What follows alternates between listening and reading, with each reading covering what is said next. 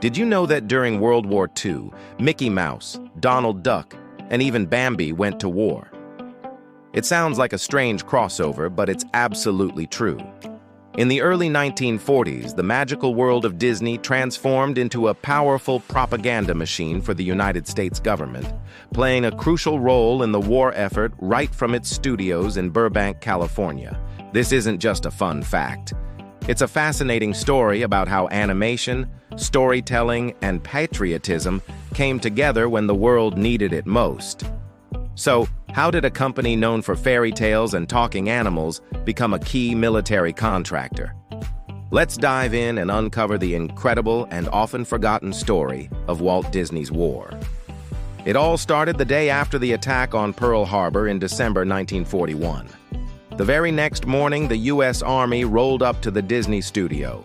They weren't there for a tour. They were there to requisition a large part of the lot to house anti-aircraft defenses for a nearby Lockheed aircraft plant. Suddenly, soldiers were marching through the same grounds where animators were drawing Dumbo. For Walt Disney, this was a profound moment. He knew the world had changed overnight, and his studio had to change with it. Commercial projects were halted, and Disney dedicated his company to supporting the war. In fact, over 90% of the studio's output during the war years would be for the government and military. One of the most visible ways Disney contributed was through military insignia. Think about it. Every unit, ship, and plane needed its own unique emblem, a symbol to build morale and identity. The Disney artists, masters of creating memorable characters, were perfect for the job. They designed over 200 different insignia, all free of charge. You had a feisty Donald Duck on the side of a bomber, a determined gremlin fixing a plane, and even a mosquito armed with a torpedo for the Navy's torpedo boats. These weren't just cute drawings. They were symbols of pride and camaraderie that reminded soldiers what they were fighting for, bringing a small piece of home to the front lines. Can you imagine being a pilot and seeing a fierce Goofy painted on the nose of your aircraft? It was a small but powerful morale booster. But Disney's contribution went far beyond just cool logos. The studio became a vital source of training films for the military. Teaching millions of new recruits complex subjects like naval navigation, aircraft identification, or how to properly use a gas mask was a massive challenge. Traditional training manuals were often dry and difficult to understand. This is where Disney's genius for animation came in. They could take a complicated topic like the inner workings of an engine and break it down into simple, clear, and even entertaining animated sequences. Films like Stop That Tank used animation to teach soldiers how to use anti-tank rifles effectively. These films were produced quickly and efficiently, making complex information accessible to everyone, regardless of their education level. Animation could show things that live action couldn't, providing a clear, God's-eye view of battlefield tactics or the invisible forces of physics. Of course, Disney also dove headfirst into creating propaganda films for the public. These were designed to rally support for the war, encourage people to buy war bonds, and explain the stakes of the conflict. The most famous and perhaps most controversial of these is Der Führer's Face, released in 1943. The short stars Donald Duck having a nightmare where he's a worker in a Nazi munitions factory. It's a surreal, frantic, and hilariously satirical look at life under a totalitarian regime. The film was incredibly effective in its day, painting a stark contrast between the oppressive Nazi land and the freedom of the USA. It even won the Academy Award for Best Animated Short Film that year. It showed that animation wasn't just for kids. It could be a powerful tool for political commentary.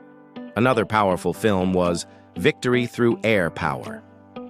Based on a book by Major Alexander de Seversky, this feature-length animated film argued passionately for the importance of strategic long-range bombing to win the war. It was a bold and technically ambitious project that combined animation with live-action segments of Seversky himself. The film made a huge impact.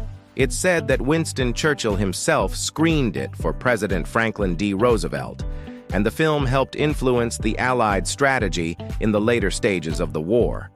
Imagine that, a Disney animated film helping to shape military policy at the highest levels of government. The war effort wasn't just about fighting the enemy abroad, it was also about mobilizing the home front, and Disney was right there, helping to get important messages to the American people. They created shorts encouraging citizens to pay their income taxes to fund the war, a brand new concept for many Americans at the time.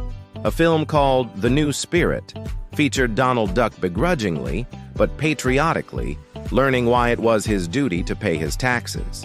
The film was so successful that a Gallup poll found that 37% of people said the film made them more willing to pay their taxes. They also made films promoting conservation and recycling, urging people to save scrap metal and fat, which were crucial materials for the war.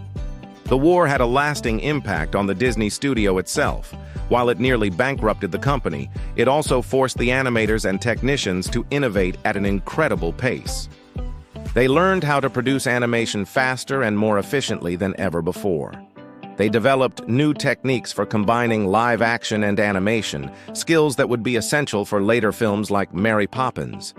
The experience also broadened the scope of what the studio could do. They proved that animation was a versatile medium capable of education, training, and powerful political messaging, not just children's entertainment. It pushed them creatively and technically in ways that peaceful times might not have. So when you think of Disney, remember that its history is much more complex than just princes and princesses. For a crucial period in world history, the studio set aside its fairy tales and put its creative might in the service of its country. From morale-boosting insignia on fighter planes to training films that saved lives and propaganda that rallied a nation, Walt Disney and his team of artists played a unique and vital role in the Allied victory in World War II. It's a testament to the power of storytelling and a fascinating chapter in the history of both animation and the 20th century. Thanks so much for watching. It's a side of Disney we don't often hear about, isn't it? If you found this story as fascinating as I did, please hit that like button and subscribe for more deep dives into hidden histories. Let me know in the comments which piece of Disney's war history surprised you the most. See you in the next video.